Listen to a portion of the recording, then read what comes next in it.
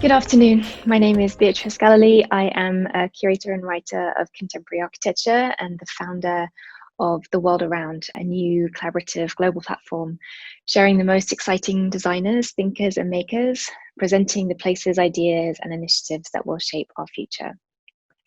We are a network and we connect ideas with other ideas, and we hope to be a productive force of knowledge of the world of contemporary architecture. My own work is a work of communication, and so I would absolutely love to hear from you after the presentation. If there's something that you feel that we could work on together or something that you'd like to share with me, I would absolutely love to hear from you. You know, really the World Around wants to share and elevate the discussion on contemporary architecture and the future of the discipline. Some of the case studies that I'm going to be presenting today were presented as part of our public program, and the full talks can be seen on our website, theworldaround.com. The name of this talk is Architecture After Catastrophic Change. The title of the talk was sort of seeded in my mind after a conversation with my mother-in-law, who is a student of psychoanalysis.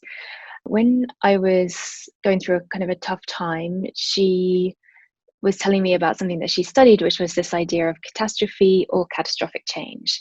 And this is a sort of inner work, an inner mental work that, you know, we all have the capacity to change the way that we see the things that happen to us, the capacity to transform our internal reality, so that what could begin as a catastrophe with all the horror and terror that entails can become a catastrophic change, something that we can accept and manage, learn from, and live with. And I wondered what this would mean for architecture, particularly in a moment that we are in now, where the current catastrophes facing our world are so vast and so well known and so overwhelming, not only for the discipline, but you know, us as a species.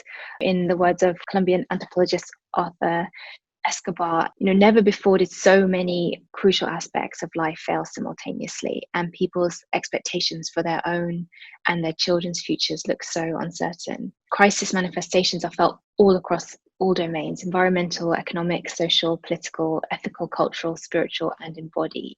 We know what the catastrophes are. Many of them have been caused by development, caused by the role of humans on this earth. So how can we change what those catastrophes are? How can design and architecture start to take responsibility for those catastrophes and turn them into sources of catastrophic change? I'm going to give 3 different parameters for this discussion. You know, in contemporary architecture, studios and researchers and practitioners are exploring the role of architecture in many ways. And this presentation will show some very traditional forms of architecture and some just ways of looking, which is really what catastrophic change is all about. I'm going to start with Tell New Stories, which is about the way that we look at architectural history and how that can change the way that we look at the future of architecture. The second is Stop Building Cities, which is about how we can reuse the materials that we have. You know, sustainable development is an oxymoron. We have to take responsibility for every single thing that we build and take full responsibility for every aspect of the building process. So this is really about taking responsibility for construction. And then finally, I'm going to talk about design for non-humans, what it means to de-anthropocentrize our design experience. To talk about architectural futures, we have to first revise architectural histories. It matters what stories tell stories, and architecture needs a new global history. This is not new. The need to diversify the discipline has not just come up in the wake of Black Lives Matter movements of this year. It's actually been pervasive through the last 20th century. Even in 1968, in Bernard Brudowski's exhibition at MoMA, he wrote that architectural history, as written and taught in the Western world, has never been concerned with more than a few select cultures. In terms of space, it comprises but a small part of the globe: Europe, stretches of Egypt and Anatolia, or little more than was known in the 2nd century AD. Brudowski in 1968 saw an opportunity to turn the elementals of building around, offering an alternative to an elitist Western narrative of architectural history. And yet the 20th century has essentially been a process of universalism and Eurocentric domination of humans over land. We must look at the history that we tell each other and revise it and expand it and bring the discipline of architecture into the 21st century. One great place to start actually is the work of Freddy Mamani Silvestre, a Bolivian engineer turned architect who works in El Alto, making these extraordinary Technicolor multi-story buildings that have absolutely changed the landscape of the city that he lives in. These sensational Technicolor buildings are not a counteraction to Western architecture. They are nothing to do with Western architecture. They are deeply rooted in the heritage, the textures, the traditional colors, and the imagery of Mamani's native people, the Amara people. This is a historically oppressed ethnic group, indigenous ethnic group, that make up about 25% of Bolivia's population. And through his building, through architecture, through placemaking, Mamani advocates for architecture embedded in the visual histories of those places. In his case, Tiwanaku, the ancient imperial capital. You know, Mamani has, through his visionary designs, the way that he works with crafts, with colors, with textiles, he has advocated for an agency for his indigenous communities himself. And this city, once a struggling, low-income settlement, El Alto, is now a thriving city. And in El Alto, you can even buy little miniature Freddy Mamani buildings. It's really become a landmark for the city.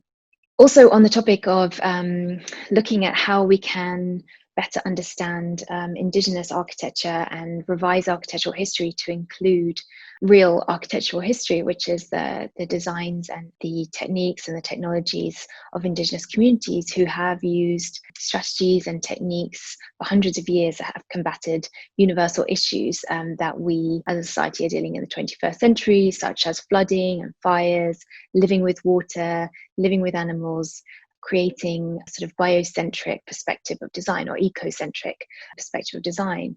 These traditional ecological knowledge, which Watson calls TEK, T-E-K, is a really good place to start. In her book, she highlights a series of case studies looking at indigenous communities in mountain landscapes, in forests, in deserts, and in wetlands, and encourages us and her students to look more deeply into the knowledge that we already have before building floodplains and building walls and pouring concrete. First, let's look at how we as a species have been dealing with these exact same issues for hundreds of years. What low-tech shows us is how humans have been dealing with the extreme conditions that we are now facing for millennia by designing technologies that are symbiotic with nature and that harness the intelligence of complex ecosystems. We can design like the Kayapo, who use fire to not destroy the forest, but to improve the soil and clear debris. Then they introduce 900 plant species around which they build their homes that altogether increase the carbon offsetting and the habitat potential of that original forest. And this is because in nature there is something called a cascading effect. And that happens when we work with our environments. In other parts of the world where cities contaminate their rivers and water supplies with sewage, Calcutta uses a sewage-fed aquaculture system. This is the East Calcutta wetlands, which roughly cleans about half of the raw sewage that comes out of the city of 15 million people per day. It saves the city about $22 million in operating costs. It's a technology that is a fishery, a wastewater treatment plant, it's a farmland, it's a pasture, it's a rice paddy, it's a community hub, and it's also a heritage site. The fish farms produce about 16% of the fish that is supplied to the city, and it employs 60,000 farmers. And this is all done through a symbiotic process of fish, algae, and bacteria. The East Calcutta wetlands is the largest wastewater-fed aquaculture system in the world. So, why can't we, as designers, imagine bringing this kind of technology to Nairobi or Nigeria or even to New York or New Jersey. On the island of Java in Indonesia, flooding in Jakarta just displaced 500,000 people, while on the other side of the island, where the coastal lowlands continuously flood, there is this uniquely Javanese polder dike aquaculture technology. It's called the sawah tambak. It's the highest yielding rice fish infrastructure in the country of Indonesia. And it's specifically designed to actually work at this elevation of 1 to 2 meters above sea level, and it's organized around the life cycle of fish and rice. And as a system, it's adapted to either prevent flooding or to prevent drought, while maintaining this continuous food supply and also a habitat. Meanwhile, back in Jakarta, which is flooding, the Dutch continue to sell their standardized technologies with a plan for multiple seawalls, for new shorelines, and for islands, which they are going to make Jakarta's own version of Dubai's famous Palm Islands that will be dotted with luxury hotels and accommodations. But it's going to be in the shape of the mythical Garuda bird. So island communities all across the Pacific, they're already rejecting these one-size-fits-all technology approaches that are imported from richer countries, and they're questioning the actual efficacy of promoting these resilient technologies. The other aspect of revising architectural history is talking about how the systems of white supremacism have been embedded in built environments, especially here in the United States.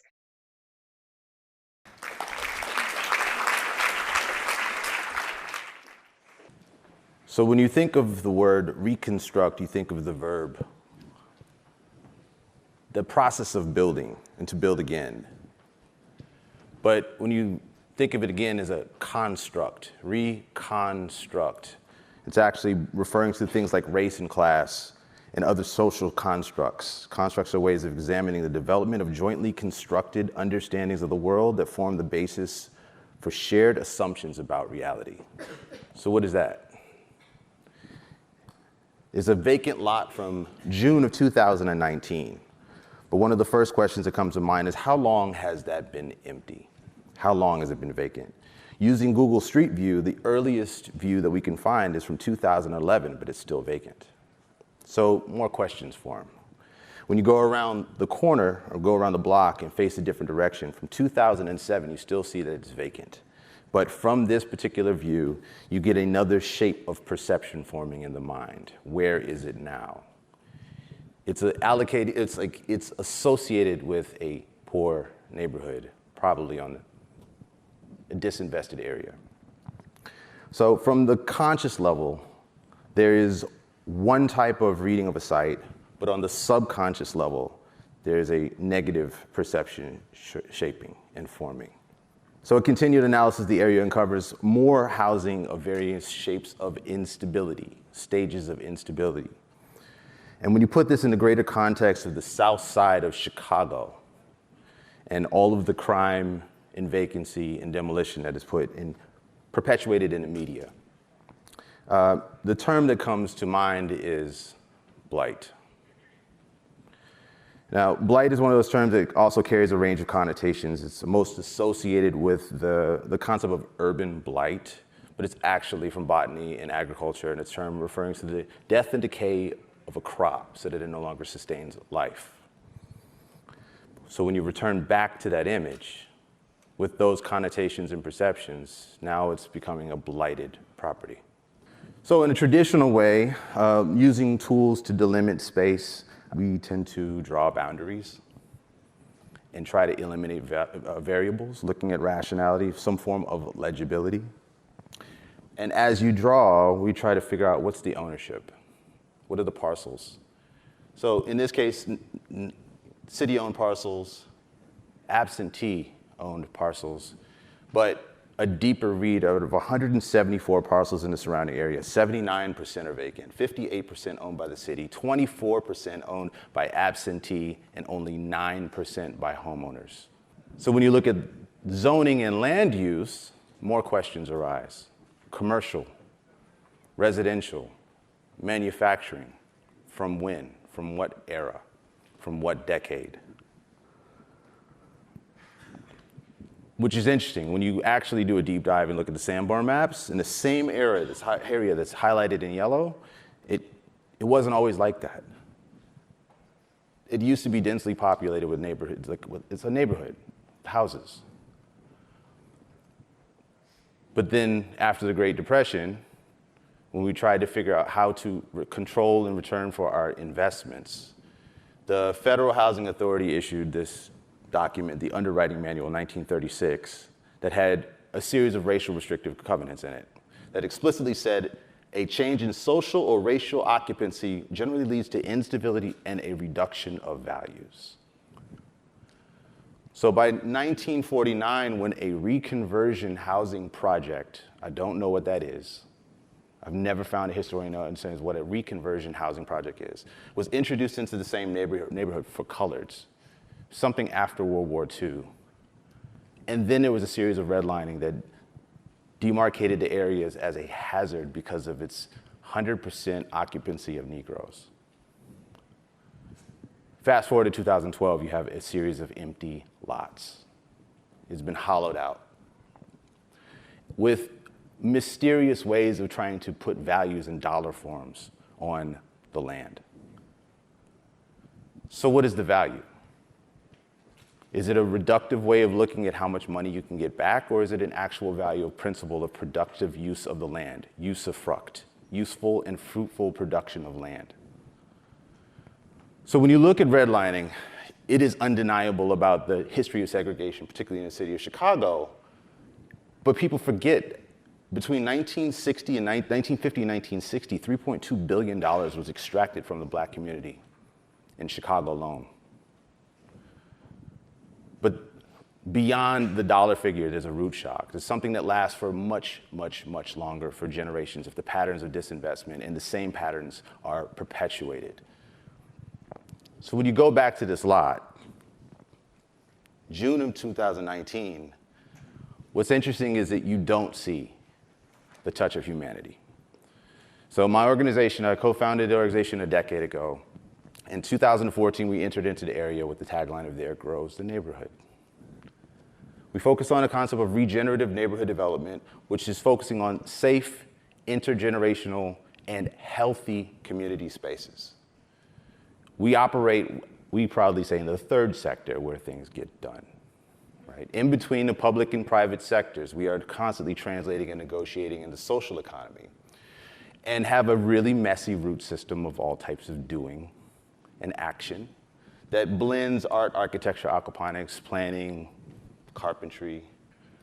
So take, for example, this same house, this kitty corner from that same lot that we've been looking at. That was a foreclosed house that was put on the market for $460,000 in 2007 during the bubble burst.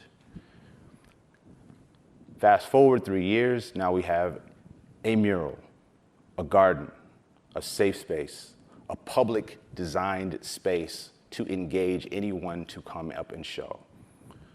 Beyond a space of inclusion, it is a space of intention. So that's school. That is now a community school programming where kids show up to do science in the garden. But it's an intergenerational space where people and elders come in and get food. It's open to the public. There are no fences. You can engage, and any day it becomes a space of play and freedom and just safety, where you can actually engage. What is this? It's a cucumber. Lemon cucumber? I didn't know that such things existed, right? Stop building cities. Sustainable development is an oxymoron. In this series of presentations, I'm going to find architects who are trying to explore completely new models of development, using materials that are already there, working with improving and investing in rural life, and trying to mitigate the impact when building has to happen, trying to mitigate the impact on the environment. First we'll meet Laxton Vassal, a fantastic office based in Paris. The philosophy is based on a premise that building from the ground up should be a last resort, and that sometimes real innovation comes from preventing the egregious waste of demolition and working cleverly with what's already there. So when approaching this project, which was allocated for demolition by the French government, The architects campaigned to restore and renovate. They found that 90% of the materials that they needed for the renovation were already there. They opened up these cramped and badly lit apartments and invented ways to improve the spaces and the quality of life of the residents inside these buildings, radically transforming the experience of what would have been a completely old-fashioned modernist housing block that had stopped being fit for purpose. But using new elevators, upgrading the plumbing, augmenting the views of the city, the architects were able to invest in design and not in materials, leading to a much better use of energy, like radically improved investment, 50% of the cost of demoing and rebuilding. And you can see here the quality of life the residents have managed to find thanks to this architectural intervention.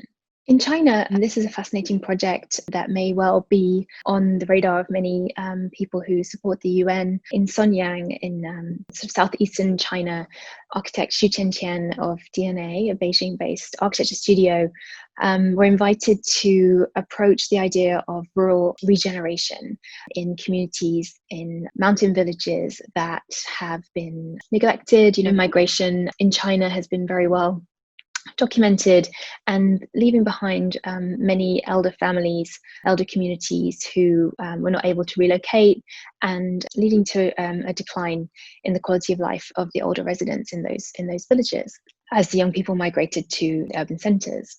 The Chinese government had introduced already high-speed national railway links.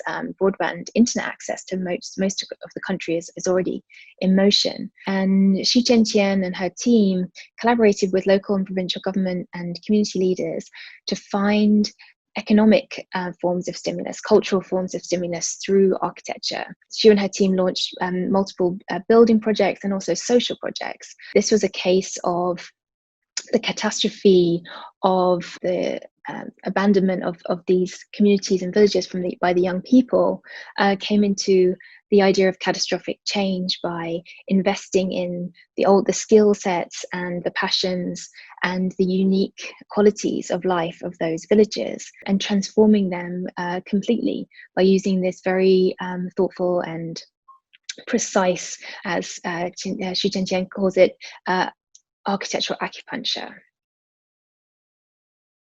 Sonyang is a county in China with over 400 villages. 6 years ago, when we first arrived in Sonyang in January 2014, we were totally impressed by its beautiful scenic landscape and hundreds of ancient villages.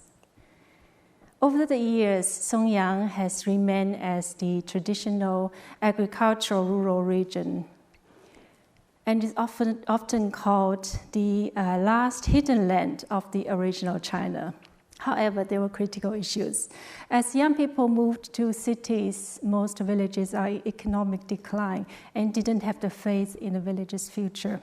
In the last 6 years, we have been collaborating with the county and the local communities by adapting the architectural acupuncture as the healing treatment to revitalize the rural region. With a minimal intervention approach, a public program is introduced to each village according to its context and heritage to restore the rural identity, to open to tourism and stimulate the economic development. These are the projects we've been working with the county in these years, and today I will introduce 7 cases. The first village project happened in Pingtian. We proposed to convert a cluster of abandoned farmers' houses by the village entrance to preserve the original village fabric and also the overall configuration, and to provide new public programs. The construction is done by the villagers who are the experts on the traditional rammed earth wall buildings. And this has become the village center for exhibitions, artist studio, and also rooms for homestay business. After its completion in 2015, together with the rural tourism development, more and more villagers returned home. When we first visited Pingtian in 2014, there were less than 20 villagers living here, and mostly elders. And the number has increased to 160 in year 2019. 2 years ago, two young people, Ye Ke and Liu Yili, moved back from Hangzhou city and opened up their fabric dyeing studio, and has become a popular program in the region. Their success through e-commerce has also brought new possibilities for this ancient village. For example, the studio designed a local history and culture museum, a village hall, a tea house, new factories for the production of rice wine, new factories for brown sugar, new factories for tofu. One village saw a 500% increase in tourists per month after the opening of a museum that was initiated by the architects. The situation in the old Wang village was not pleasant on the first visit. It has been zoned for industrial area for many years and is completely surrounded by modern factories. It was difficult to picture this used to be the most prosperous village in the whole region. Working very closely with stakeholders, the architects found ways to not only create value from the skill sets and the crafts that were already existing in the older generations of the villages, but they found ways to improve their economic status, to improve their spirits, and to create a sense of identity and place. With the new bridge for vehicles built nearby, the old Shimen Bridge was constantly under discussion whether to be demolished. We proposed to preserve for pedestrians by adding a new wooden lounge. It follows the existing structural rhythm and stops at the center as a viewing platform. The bridge could be used in many different ways, for example, a weekend market or for holiday parades. It has also become the viewing corridor for the adjacent water dam, an ancient facility with over 1,000 years of history. The two villages across the river, Shimen Village and Shimenyu Village, used to be one village or one large family back in the ancient time, and eventually divided into two by the flood. And now this new Shimen Bridge has become a shared common space to reunite the two villages once again.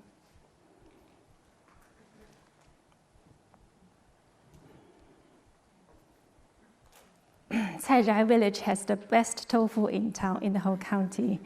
But the tofu product from the traditional family workshops could not fit with the food certificate standards.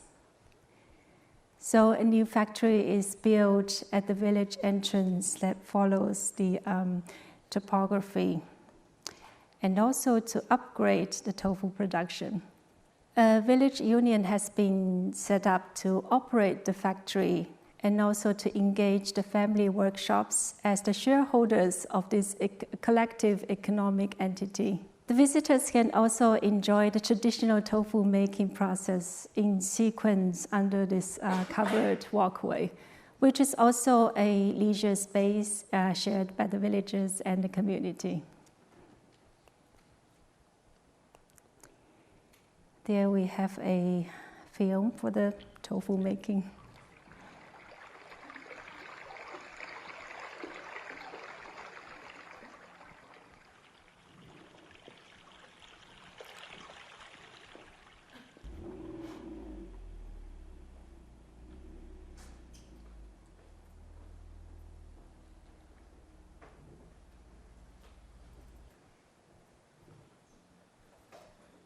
以前这大豆都是捞出去自己卖零售，现在工坊建成以后呢，由工坊里面统一收购，方便了村民，在价格方面也抬高了很多。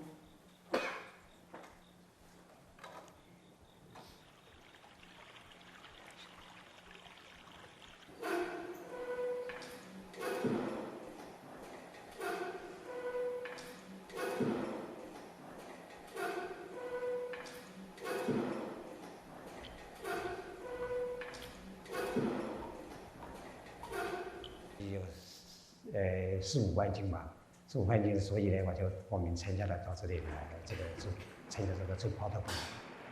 以家里来说的，住的那个环境条件呢肯定是好的，住的同时质量也是看得到。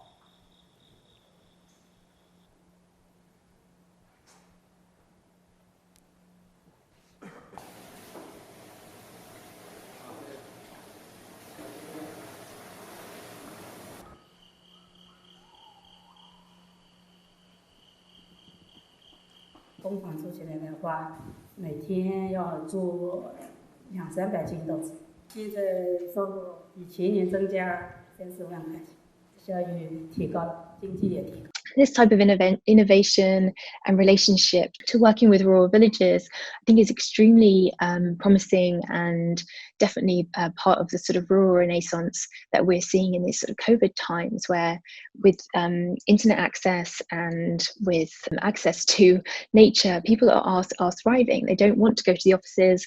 They want to invest in their local communities. They want to create new ways of living and working. And I think, these types of models are very inspiring. In Japan, it's an example of a pretty radical approach to not building cities. When Junior Ishigami, one of Japan's most highly respected architects, was invited to create a hotel on a plot of land that was already occupied by a forest, Ishigami decided that he wanted to replant the forest. He didn't want to just simply demolish, make all of these trees into firewood. So he advocated for the removal and displacement of these trees into a neighboring meadow. Ishigami and his team moved and uprooted each of the trees one by one, including the roots and the ecosystem of the tree itself, and created 300 individual trees and ponds and plants, and a series of walking paths and meadowlands as a sort of landscape intervention. This beautiful, elegant project is a commentary on a lot of Ishigami's practice, which explores what really is nature and how can architecture disassociate itself from the man-made nature, like nature as a kind of form of architectural practice, that we are constantly remaking nature. We have done for hundreds and hundreds of years. This sort of artificial landscape of these pools are designed not for humans, but designed to create habitat, so that the action of the creation of the hotel that he was commissioned to design actually generated new life and new homes for other creatures and non-human animals and wildlife in this local environment. And finally, design for non-humans. Many of the practitioners that I discuss with in my work at the World Around are people who are concerned with trying to reimagine the way that we see the world. What would it be like if we saw the world from the perspective of a tree, from a leaf, from the perspective of the bottom of the ocean? How can expanding and creating more pluralistic perspectives help increase our connectivity, help us be better designers, better architects, better placemakers? Designing for non-humans is about creating ecocentric perspectives, creating radically non-anthropocentric perspectives. We need to design a future to share with other species, not to dominate over other species. Cooking Sections is an art and architectural studio based in the UK. Their practice is focused on looking at the way that we eat and how we can better design the way that we eat to better impact the climate. And one of the great new practices that they have is it's called On Tidal Zones, a new installation on the Isle of Skye in Scotland, a place where industrial aquaculture for salmon farming has radically affected the water in the local community and has contaminated the water in the region. If you don't know anything about salmon farming, industrial salmon is not naturally pink. Industrial salmon is grey, and farmers need to dye the salmon. They feed the salmon pink dye. Cooking Sections establish a series of interventions, educational workshops in Skye, working with students, working with restaurants. They wanted to show how anybody could set up their own oyster farm or seaweed farm that would take advantage of already the sort of marine ecology that was already in existence and would nurture species that would have a positive impact on the water, that would have a cleaning impact on the water, such as oysters, clams, seaweed and mussels. And so this is essentially the way that you could design a diet, design a restaurant, design a dish that can be regenerative response to the climate emergency. Performative meals such as this restaurant where you can see the actual dining table are also oyster beds. When the tide goes out, the oysters are underwater, and when the tide goes in, you can see this becomes a sort of dining experience, a very special dining experience and educational experience. In Amsterdam, Studio Ossediana is a sort of imaginative, innovative, fantastical studio. Trained as architects, they now design furniture for different species to coexist. Here's some beautiful furniture for humans and parrots. And I think that a lot of what we're interested in the world around is not necessarily finding the exact solutions to global problems, but seeing the sort of germ of an idea of how we can use design to coexist with other species in elegant ways, in beautiful ways, in playful ways. One such designer as well is Thomas Thwaites, who was so curious and so kind of inspired by the idea of the process of relating to another creature that he designed a series of extensions to his own body so that he could experience life as a goat. And so this designer designed, as you can see here, extensions for his arms and legs. He strapped himself into a certain position, and had basically spent several weeks working out how to live as a goat. I suppose we're all trying to control our lives and kind of fight this battle to kind of retain control over our lives, but I think it's a battle you can't win, and so perhaps trying to become an animal is it's like in a way admission that, or it's an admission that you can't control your life. Thank you so much for having the world around as part of the UN75. It's been an absolute honour to be part of this programme. I hope that you enjoyed hearing about some of the ideas that are happening around contemporary architecture. The world around is an institution, we're a platform, and this is just some of the ideas that we're working with. Over the next year, there are many others that are kind of on my mind and on the minds of my fellow architecture and design enthusiasts. I think the future of the city is something that we'll be discussing so much in the coming weeks and months and years. For me, what happens when the future of the city is about designing the best possible environment for life and not the best possible environment to create money or generate wealth? Is the future of the city the home and not the office? What happens to design when trees have land rights? Should the UN create a new Bill of Rights that includes animals? How can the values and welfare of Indigenous communities become the most important voices in any given context? How can radical empathy be a design tool? How can architecture be more nimble, more agile, more diverse? How can architecture be representative of the people it serves? Thank you so much for having me. I hope that you stay in touch and join us for future World Around programs, and I'll be looking forward to watching the rest of this week's programming as it unfolds. Thank you so much.